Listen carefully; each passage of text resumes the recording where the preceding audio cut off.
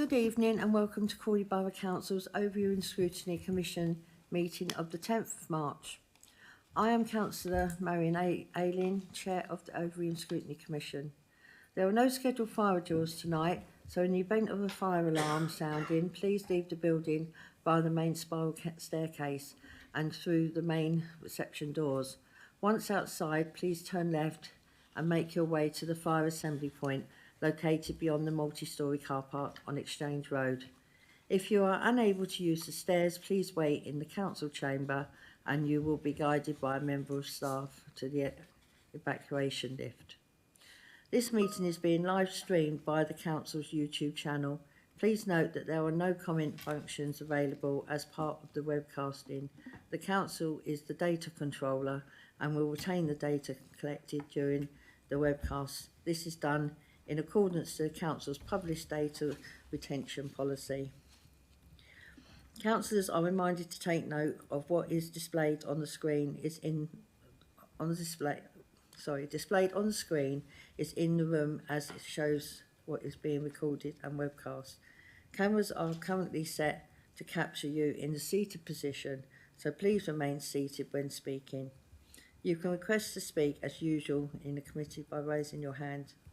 To speak by pressing the button with the face on it, and the microphone will go green when you are live.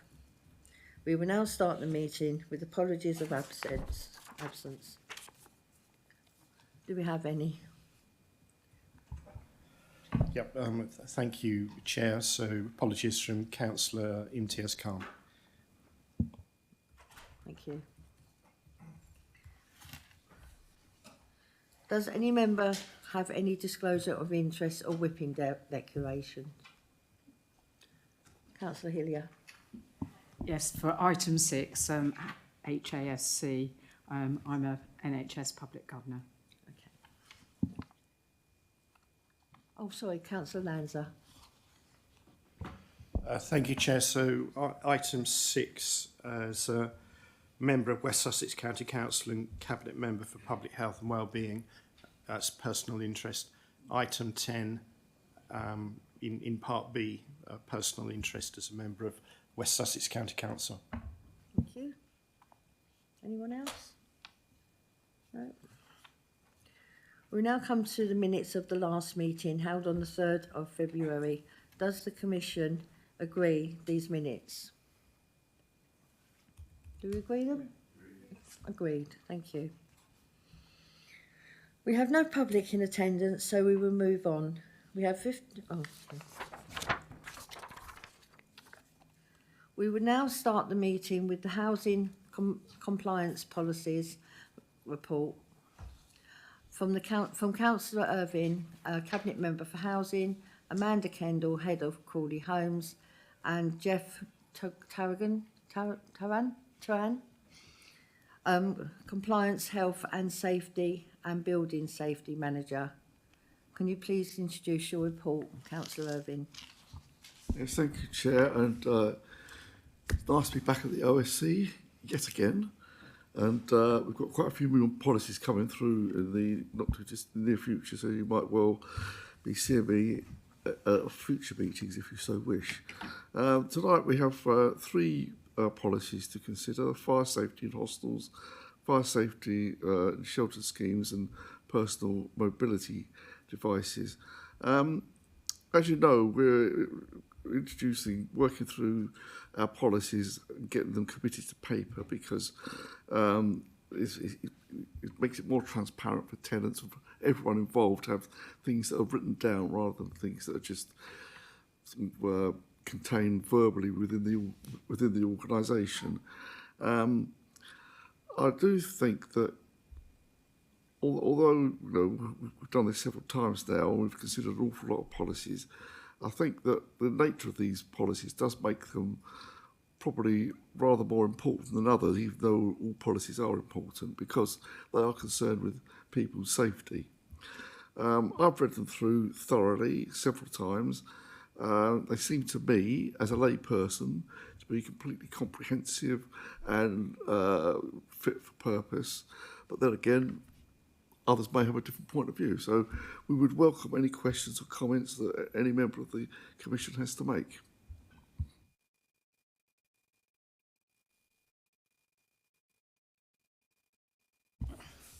Right, thank you for the report. I will now open it up to questions and discussion. Does any councillors have any questions, please? Councillor Hillier. Thank you, Chair. It's just really, yes, they are comprehensive, but I guess the key is that we need to ensure that they're effectively monitored as well. How will we go about monitoring them to make sure that we do actually adhere to the policies that we've written?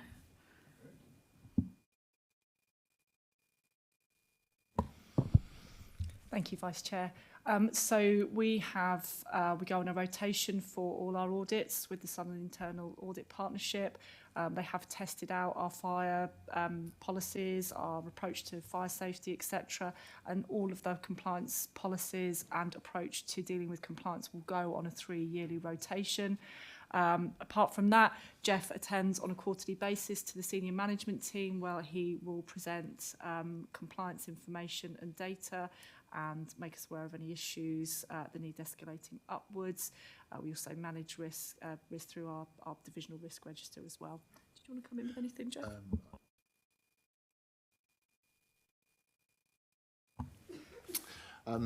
And on top of attending quarterly at SMT to be monitoring our performance against the policy criteria, we'll also be undertaking internal audits within fire safety in the compliance team, so making sure that we're interrogating our data properly through the asset management structures within ActiveH, Crawley Holmes's integrated asset management software.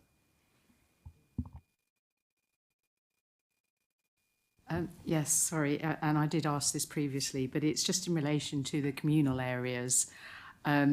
How will those be policed? Because some of it could be quite contentious, and I think councillors would probably be quite interested. And I know I did ask at the pre-meeting. Thank you.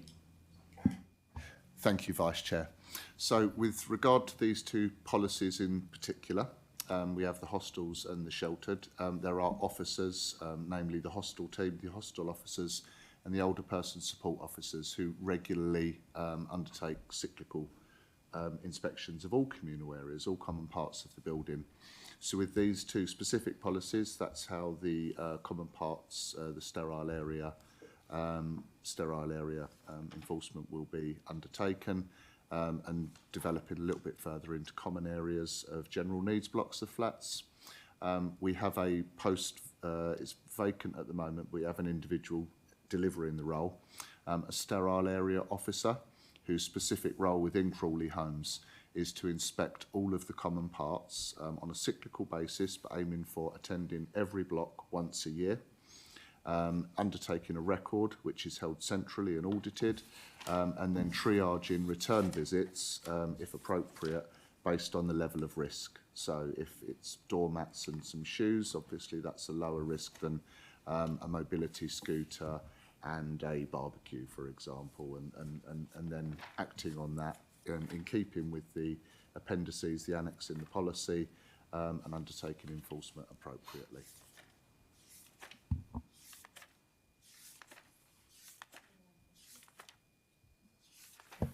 Thank you, Chair. Thank you for the report, and I'd agree that you've got some very thorough policies here. I do, as an example, particularly like the attention being given to a really topical area, which is the recharge of lithium-ion batteries. I think it's really good that you've got quite a focus on that. There's several tables here. One I wanted to refer to is in the first report in 4.4, which is Appendix A, page 17. And we've got works here, fire rectification works, and we've got on the top of the, on the left of the table, I think we've got the kind of risk which varies from tolerable to intolerable, and then we've got a time scale for action. And so looking at the most extreme cases, we got an intolerable risk. I think I'm reading that right, where that can be an immediate response, which is given as 1 month, but it could equally be 3 months, which is called a short-term response. So, I mean, several questions arise, really. I mean, is that to the point where the work is completed or started, for example, and how would it compare with other local authority housing providers? I mean, some people looking at it might look at something that's intolerable and think, well, 3 months is a long time to tolerate the intolerable. Yeah, thank you. Thank you for your question, Councillor.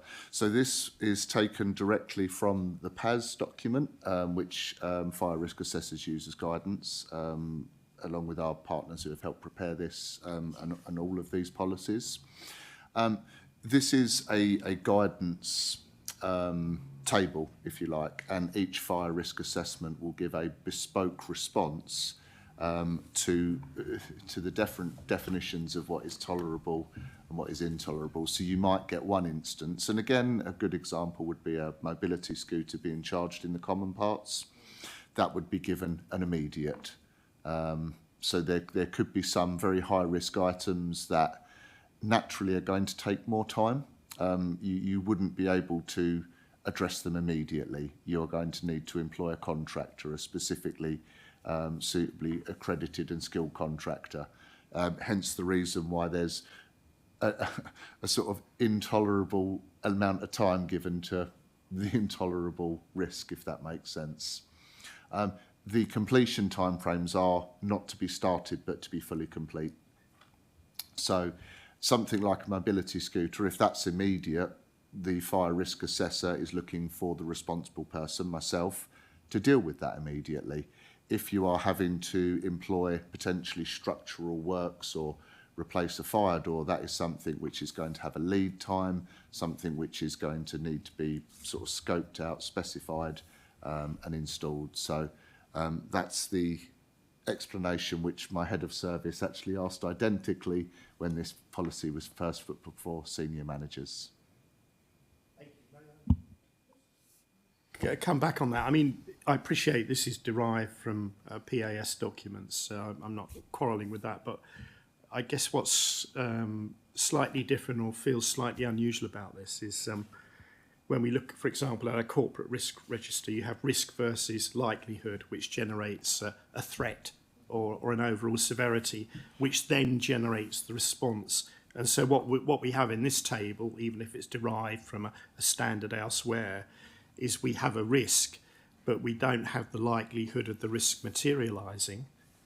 Yeah, we don't have that used to derive the timescale. We've got the timescale derived, but it's not clear from this document how that timescale is derived.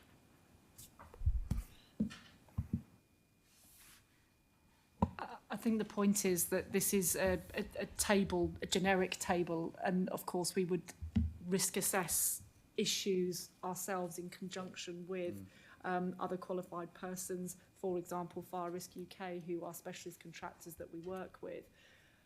And I think this table is not intended to identify every single risk that might come up. It's generic.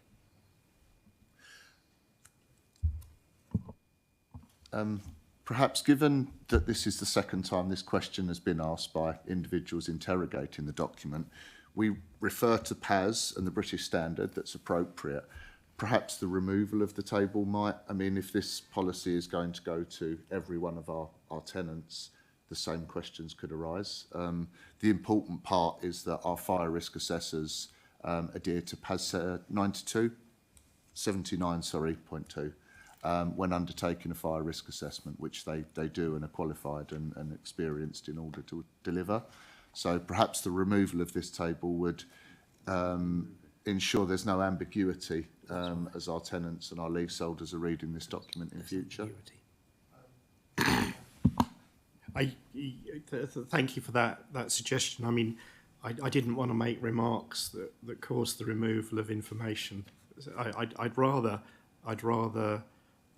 if it were possible, and it would be too detailed to do now, but to amplify the meaning of the information rather than remove it, if that were possible, based upon the queries you've had on this point tonight and previously. I think removing it might send the wrong message. Yeah, we accept that point. I mean, obviously, I personally, I do think there's merit in keeping it in. It sets out the timescales that are kind of industry standard, but I do take the point that you're making about perhaps clarifying outside of this how we might deal with risks and respond to them, just to clarify for the reader. Yeah. Thank you. Thank you, Councillor Lanza. We will take that up.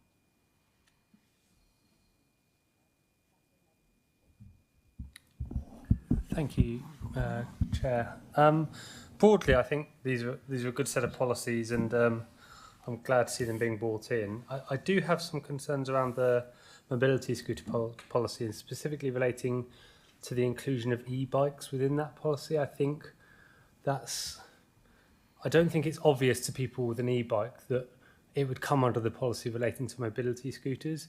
And I think a lot of the statements in there don't make sense when you regard to e-bikes. I mean, I'm just going to pick, there was one, I think, that said mobility scooters, which for the sake of this document include e-bikes, should not be stored within premises where there is not a designated deliberate store for them. Now, an e-bike is a very different structure and shape and size to a mobility scooter. I don't think it's sensible to for them to be I think if we do want to limit the storing and the ownership of e-bikes inside Crawley Homes premises, which I don't know if we do, but I can only assume from this policy that we do, I think we need a separate policy designating, sensible statements regarding those, because the statements in this policy, when you apply them to e-bikes, are just, I don't think residents will consider that e-bikes would be a mobility device, and I don't think they would therefore follow these policies. So then you get to an awkward situation where somebody could reasonably believe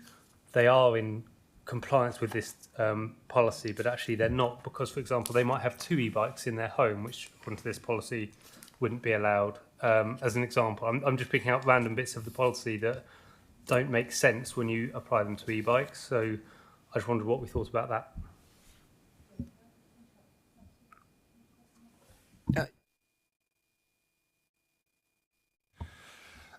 Thank you, Councillor, for your observation, which I understand and take on. The personal policy for mobility scooters has been something we have been working on for a while. It's something which is not custom and practice, not something which is quite easily replicatable, for want of a better word. And as we were developing the mobility scooter policy, it became apparent to us that e-bikes and e-scooters, the driver is not the mobility scooter itself, it's the lithium-ion battery and thermal runaway. That's where the risk is created, and that's where e-bikes, e-scooters and mobility scooters are identical in their risk to us. The example you gave is a good one, where we say in the policy you can only have one mobility, and maybe we need to develop some wording to separate that, or indeed create a separate policy. But I do feel there is an imperative to have something documented and to create emphasise the need of a register at this time, and whether we look to develop a secondary policy, a daughter policy for this with e-bikes, is something I could discuss with my head of service and bring to council. But I do think we need to move forward with this as is, with some amendments. I do concede, but it's a really important issue. Sorry. Thank you, Chair. I just want to say that personally, I'm happy with the way the policy is written. I mean, it refers in the title to personal motorised lithium-ion battery-operated mobility device policy, which is a bit of a mouthful, but that obviously refers both to mobility scooters and to e-bikes. And just anecdotally, I noticed that I read that last week a landlord, a private landlord in London was prosecuted because there was a fire in his overcrowded block of flats caused by a lithium battery, which I believe was on an e-bike igniting, which was stored in the flats, and as a result of that, someone died. So I think that we just can't take any risks with it.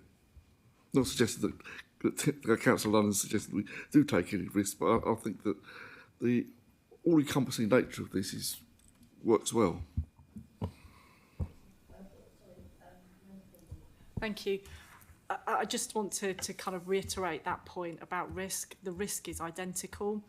So whilst the wording, and I take the point about e-bikes against mobility scooters, whilst there might be some variations in terms of how the wording applied, the risk is exactly the same. And I do agree with officers that actually we need to move forward with this sooner rather than later because of the risk. But maybe for the time being, it's simply a clarification in the title of the policy that then makes the user, our tenants, aware of what is within the scope of the policy. Because I think if you think about mobility devices, I take the point, you wouldn't automatically think about e-bikes.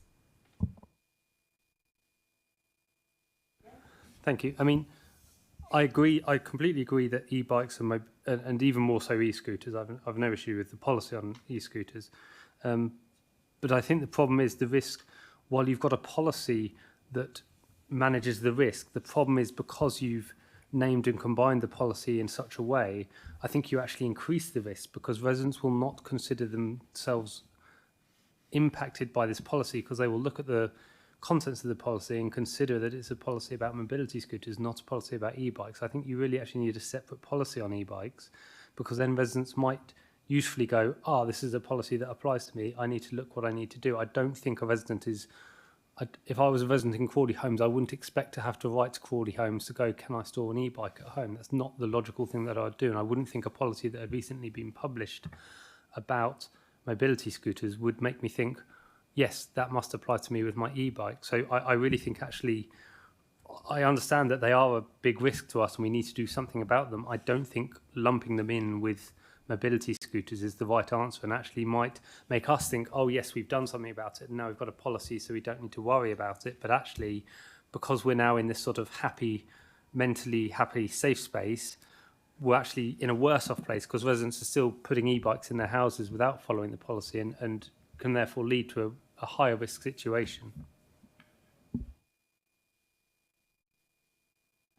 Thank you, Chair. Just in response to Councillor Lemon, I wonder if the solution is to have the policy focused on batteries, which is that it's a policy about lithium-ion battery operated devices, and then within that we can make some clarification points about what we're talking about in different places. I think the risk of not agreeing it when it goes to Cabinet is actually, it means that our officers don't have powers to enforce, and this is a real risk now, and a real fire risk. So I wonder if it's focusing on the battery as the fire risk rather than the type of vehicle. Thank you, Chris. And that's the point I was trying to make. I think for the time being, it's simply a change in the title of the policy with everything within it being applicable, but simply changing the title of the policy to something that Chris has suggested that brings into play all types of device that would use a lithium-ion battery. I think that would be the solution for the time being.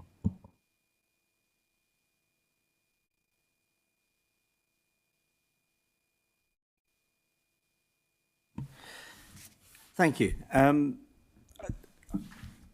I'd agree with Councillor Irvine. I'm looking at this with a layman's eyes, but they do look very, very comprehensive, and thank you very much for bringing them along. I had a couple of quick questions or sort of areas I'm looking for clarity, and it's not unconnected to what we were saying just now. In the policies, it mentions about staff training as periodical. I just wondered if you might be able to put a bit of flesh on the bones of that, what that actually means. And a second question is, if I've read it correctly, we don't allow e-scooters at all. How do we communicate that to residents so that they are clear that they shouldn't be in Crawley Borough properties? Thank you.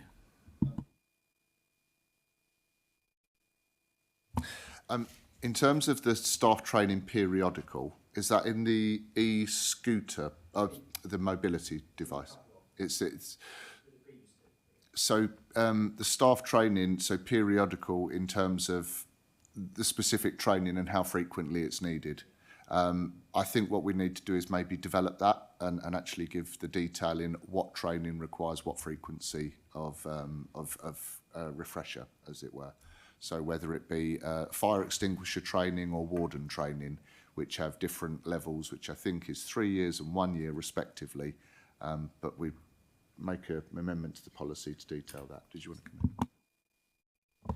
The other thing that we're doing when we're releasing all these new policies is we're holding workshops with our staff, and that would be part of the training that comes off the back of this. Staff are invited to a workshop that would brief them about the policy and the bits that they're responsible for applying, administering, etc.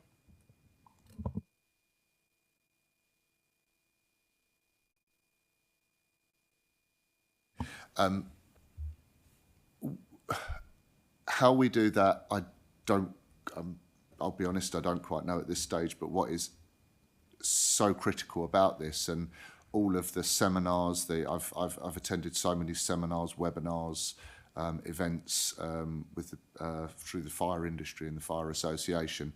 The communication is the key part. The e-scooters, because the reason that we've disallowed them was led by CMT. They're not prohibited on British roads or the public highway, so we shouldn't be promoting something that is not legal for use, because Crawley is not a designated town where they're being trialled within our premises. And that was the driver behind prohibiting them from the policy.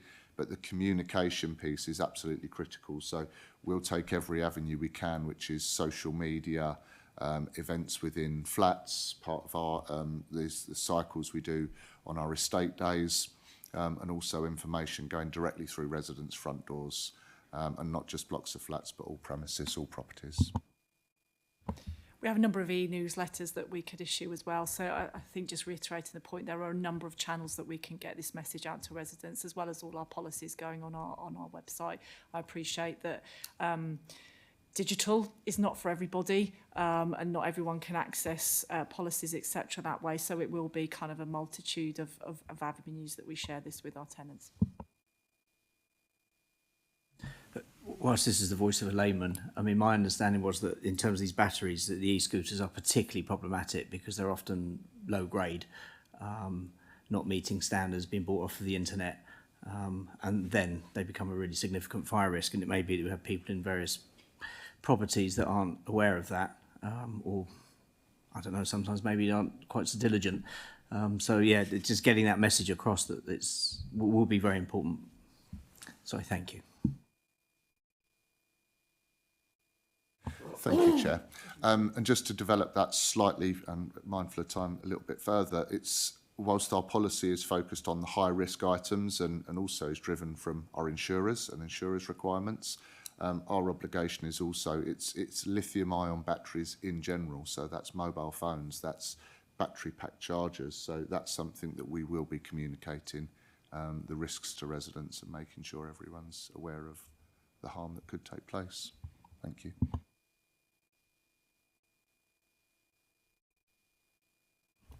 Thank you, Chairman. My question is actually to do with raising incidents when there's any incidents, and when you in your paper you said that if there is any major incident and in need for a full evacuation, you gave numbers, phone number, pagers number to call, but there is no indication of people calling the mainstream number, the 999 option there. Just that because and then what is the assurance that this out of hours number is very effective, that if you call this number at 2 a.m. in the morning and somebody is there to pick the call and then respond. And then also on the issue of raising safety concerns, only email address was given, and I think that not because there are some residents that are not tech savvy to be able to send emails. If they have any complaint, they would rather call. So I think that the option of calling a dedicated number, if they have any safety or structural concern, should be included here. And also the option of calling 999 in case of out of hours, which is also very important. Thank you. Thank you.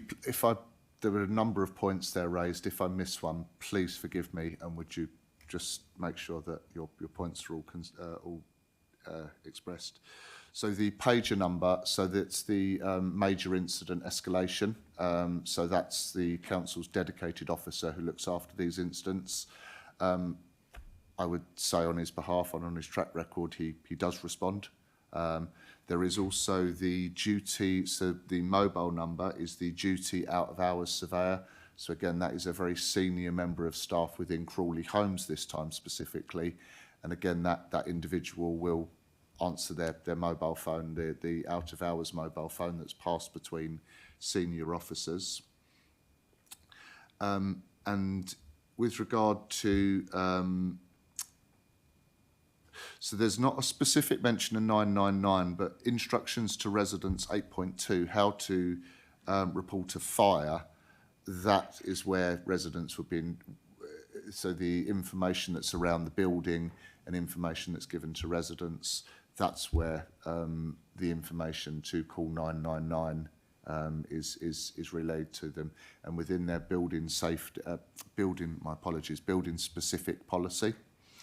So that information is there, but could be further expanded to just state that to call the emergency services, which will include calling the emergency services. The email address, so consultation with residents. So previously, I was the principal point of contact for residents. So I'd give my council phone number and my council email address. And the problem or the risk that was definitely present was that I wasn't able to, sometimes you become overwhelmed with your emails or don't answer the telephone. And that's why the building safety email address was created. So the team that I work as part of, we all have access to this email address so we can be certain that nothing gets missed. However, as the point was raised earlier, not everyone has access to emails, and especially when we're looking at some of the demographics that are included in this paper. So that's something, we do have a plan maintenance line, so that's certainly something we can put into the policy. So there's that extra layer of reporting. And thank you for your suggestion, Councillor, which is very pertinent. Did I answer all of your questions? Yes, thank you.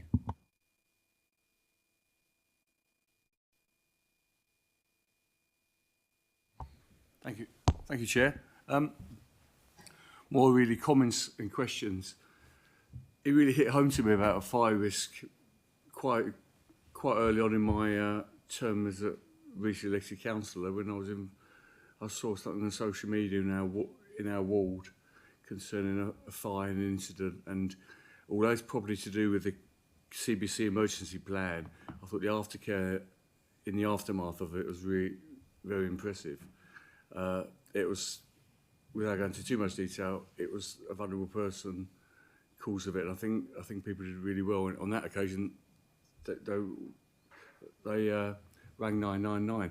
I'm not sure at the time of the incident they would have thought about ringing any emergency numbers and et cetera, et cetera. I just think people wanted to get out. But I think what happened afterwards and with vulnerable people was really good. And that kind of comes to my question. I've noticed on, certainly in terms of the sheltered accommodation, vulnerable people must be a particular issue for us. And obviously, you know, when you work in a normal workplace, you have all the kind of, what they call, the things which go down the stairs. What's the thing when you carry people down the stairs?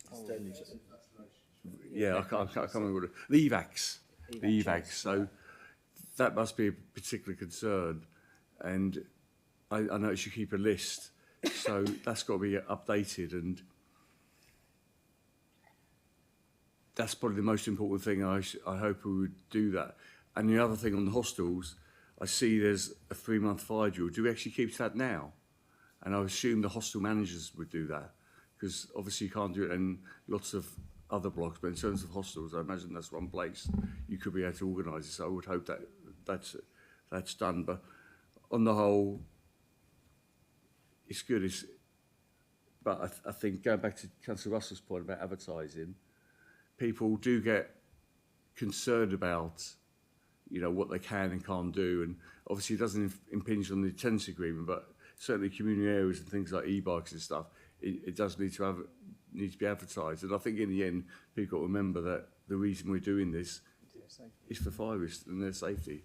And I think if we put that message out, but certainly if we can spread the word as much as we can, as quickly as we can, I think it'd be good. Any questions? Just on the point about reviewing vulnerability, we currently are doing that for all our sheltered residents and writing new support plans effectively for them, double checking information, etc. to make, because we are obviously in the process of doing phase 2 of Activate. We want to make sure that when we get our sheltered housing customers in that, and we manage cases through that we've got up to date and accurate information. So we are currently going through the process of doing that at the minute, but notwithstanding that, if there's a new tenant or there's a change, we would update that anyway, and that's kept in the premises information box for the fire service. The one thing about the evacuation tests, we are going to just need to come back to verify that they are happening. We believe they are, but we will come back and just verify absolutely with some data. Okay.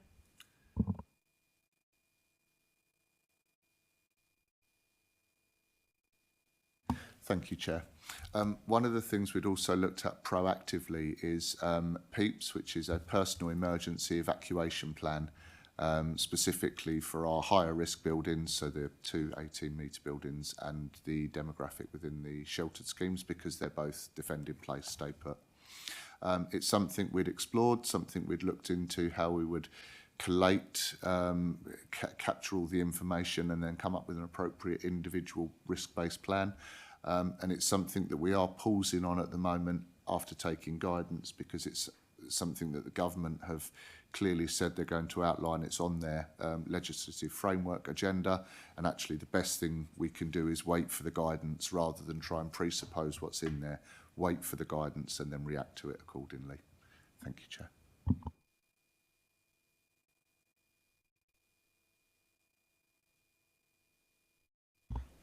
All committee members have had the opportunity to speak, so I'd like to thank the officers. Oh, sorry, Councillor Irvine. I just wanted to quickly add Chair, so thank everyone for their comments. We will take those away and look at them. But the document that goes to the Cabinet will be the same one that goes tonight. Just to add that these policies are due to be reviewed every year, but in the meantime, this does also give myself and Amanda, the head of Crawley Homes, the power to add any amendments that might need to be done throughout the course of the year. It's kind of like a living document. So if anyone does come across any good suggestions or points they think that should be included in it at any time, please let us know. Thank you. Right. All committee members have had the opportunity to speak, so I would like to thank the officers for their very interesting report. I move that the Commission notes the report and requests the reviews expressed during the debate are fed back to the Cabinet through the Commission's comment sheet, and ask the Vice Chair to second, please. Yes, I second that, Chair. Thank you. The recommendation is agreed. Agreed? Agreed.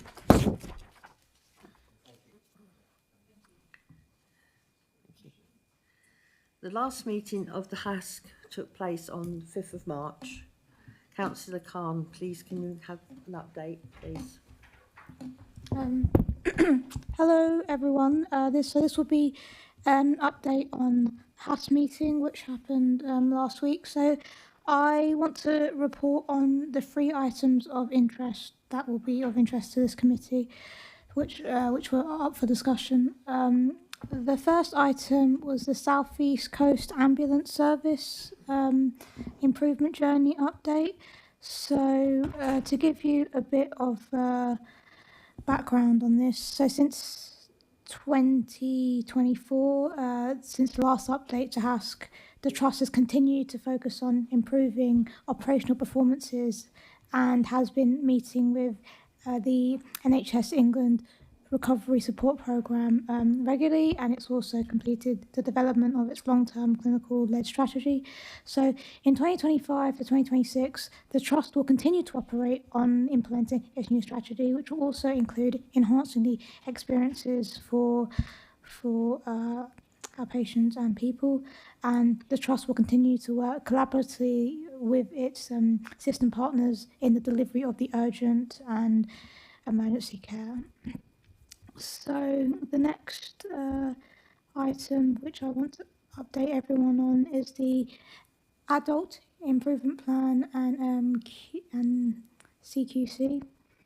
So for this one, a bit of a background update for this one. Last year in September, the committee considered an update report on the detail and delivery of the 2-year improvement programme on adult social care, and this continues to be improved. So following some feedback, an update was requested on 10 detailed cases which were filed on 2nd January, and interviews with partners began in January 2025. The leadership presentations to CQC led assessors, that was on the 21st of July. So 21st of January. So work continues to carry out on this. And then the last item which I want to report on is the end of December 2024, so Q3 performance and resources report. So so this is something that is reported on most meetings of HASC. So at the of the 7 performance measures, 28.5% are reporting as green, and 28.5% as amber, and 43% as red. The number of red rated key performance indicators has remained the same since last quarter. So this is something that is currently being looked at. And at the end of December, the forecast for the adult services portfolio is projected of an overspend of 19.2 million, and this is an increase of 4.1 million to when this was last reported in December. And and yeah, that's all I have to report. Happy to take any questions. Thank you.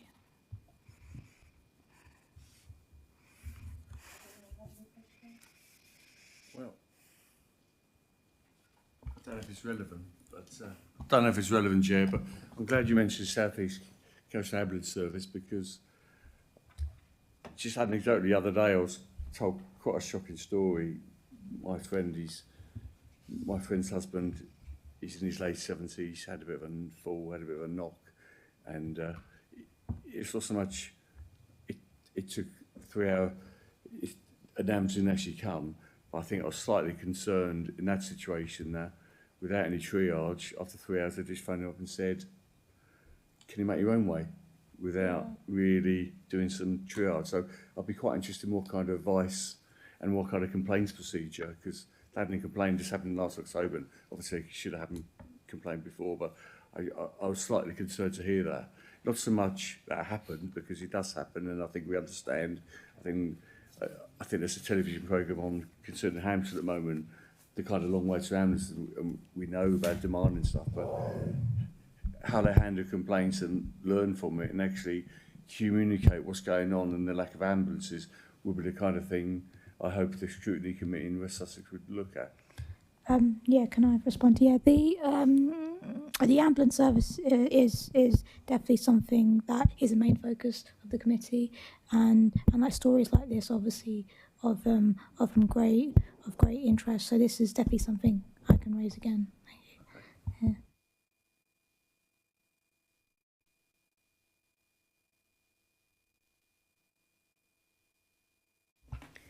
Right, thank you, Councillor Khan, for your update. Right, forthcoming decision list. The forthcoming decision list is featured on your agenda and also on the council's website. I will ask Heather to list those that have been referred. Thank you, Heather. Lovely. Thank you, Chair. As you are aware, there is now a Cabinet scheduled for the 23rd of April. So there is the OSC the day before on Tuesday the 22nd. The Cabinet Member for Environment, Sustainability and Climate Change has been invited to attend this meeting. I will list the items that are on the FDN, but I'd like to, before I list those, remind members of the Commission of the scrutiny training received and the criteria to be addressed when making referrals. So very quickly, Commission members should consider when looking at the items to be referred, will the OSC add value? Can the OSC influence and add to the debate? Does the report's proposals go against existing policy? Where else has or will the item be considered? Is the referral a good use of officer or councillor resources? Is it controversial? And would an informal discussion with the report author resolve any issues or queries? So that being said, the items on your agenda haven't changed. There's been no movement on the FDN. So there are currently 6 reports heading to Cabinet on the 23rd of April and OSC on the 22nd. 2 reports that are grey on your agenda have already been referred, and they are the Building Control Services Review, which is Part B, and Crawley Homes Maintenance and Repair Policy.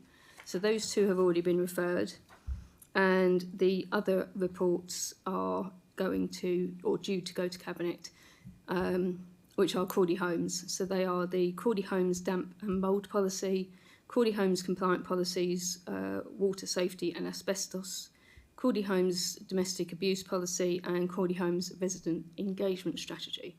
So of those other 4, are there any that you would like to refer to the OSC on the Tuesday? And if so, can you let me know why, please?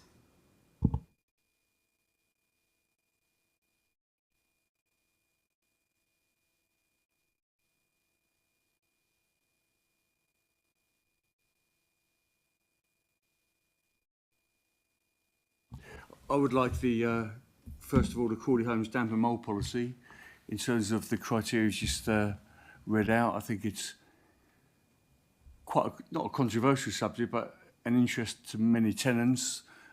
Even last week, I got something about the way the council is dealing with, Crawley Homes is dealing with it. So I think that needs to come here before it goes to Cabinet. And I think that meets the criteria. I would also ask Crawley Homes Residents Engagement Strategy as well to come here as well. It's something quite dear to my heart. I think I'm quite happy with, in particular, parts of the ward I represent, that they're doing good stuff. But I'd like to know what they're doing across the town and how it ties in with everything else that's going on with Crawley Homes at the moment. And I think Crawley Homes Policy, domestic abuse as well, should come up. I think it's something we can all add value to with personal experience and stuff, and hopefully councillors' experience, hopefully meet the criteria for discussing that.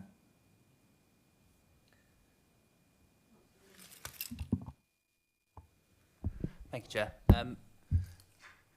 In particular, I'm probably thinking the domestic abuse Crawley Homes policy would be best to come before the OSC. I worry that if we say all of them, it might end up being a very long meeting and things might get lost in the length. But I think that's the one that would most benefit from having like a wide range of perspectives, because it seems like the one where it's the most difficult to put into kind of writing what the policy should be. And you might get things where different perspectives come in, like Councillor London with e-bikes earlier. That's not something lots of people would have thought of just at a first read without like experience in that area. So I think that's the one I would suggest.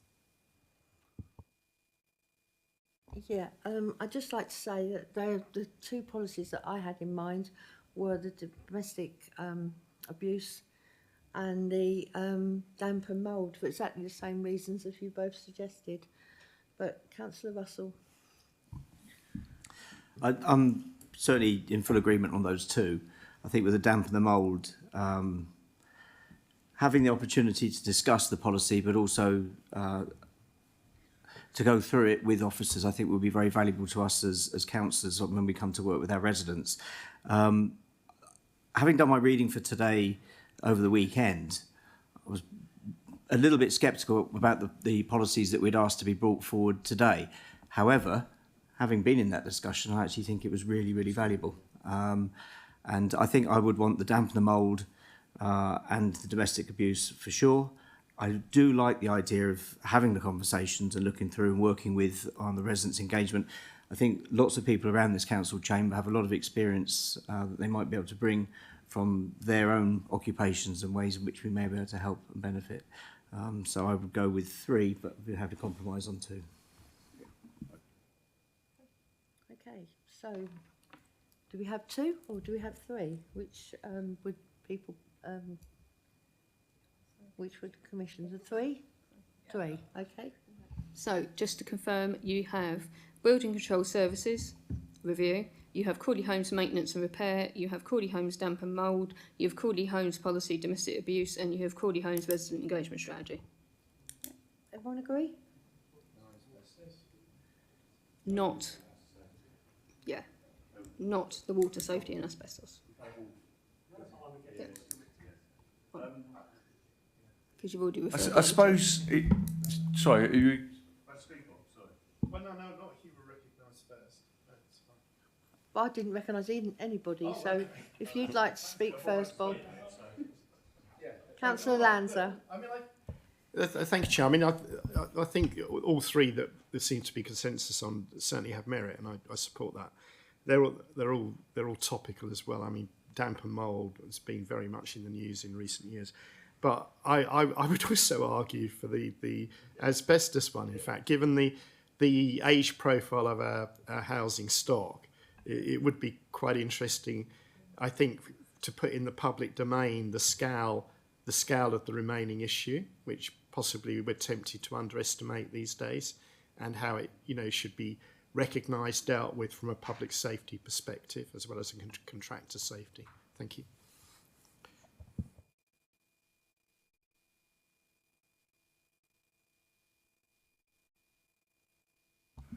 I probably agree with Bob on that. I mean, I'd be happy we'll discuss all 4 personally, but I think I assume we can't put any of them back by 1 or 2, can we? There aren't many meetings left before May anyway. You can, I mean, ultimately you could have them as a.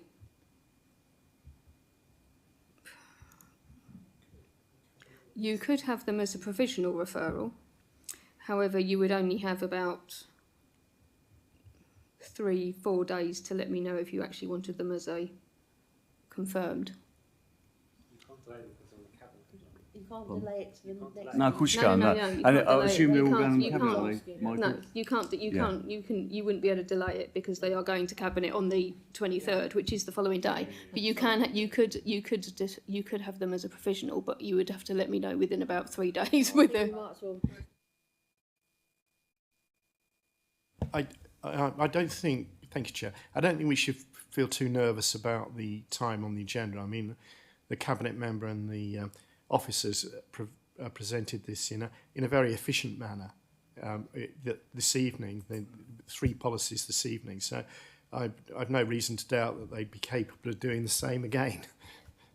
If you want to refer, if you want a report, you want to, and there's not, to be fair, there's not much difference between 5 reports and 6. Why don't we go for all 6 then?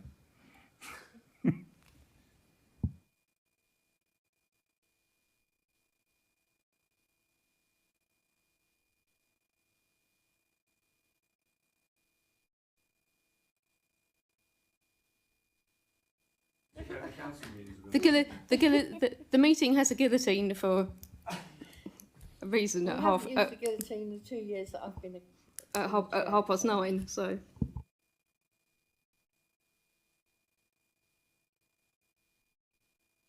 Chair, I mean, obviously it's the prerogative of the committee to decide which reports it wants to bring. I'm just wondering the points the clerk made earlier about speaking to the report authors, whether if there's detailed concerns, it's for members when they've seen the papers to discuss that in advance, because actually how rich the debate can be if you're doing that many reports is probably limited. So if there's concerns, I know Amanda and colleagues in Crawley Homes would be happy to hear sort of views from members ahead of the meeting, so they could be incorporated.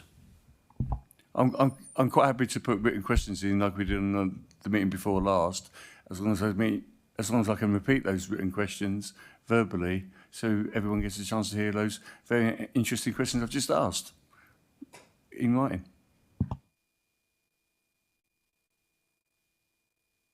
Yeah, it's just in response to that. If you actually copy everybody in, then everybody will be aware of the questions that have been submitted, and then people won't repeat the same questions because it's likely that others may have the same question. I just think that probably is sensible. That's a really good point. I'll do that. Sorry. Yeah, it's good for the customers though.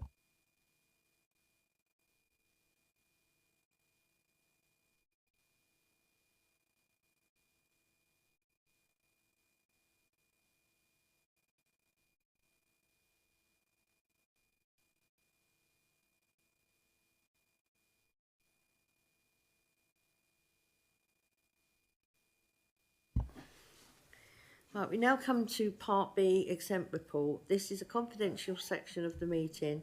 Therefore, under the section 100A of the Local Government Act 1972, the public will be excluded from the meeting for the following item of business on the grounds that it involves the likely disclosure of exempt information as defined in Part 1 of the Scheduled 12A of the Act of Virtual of the paragraphs specified against the item.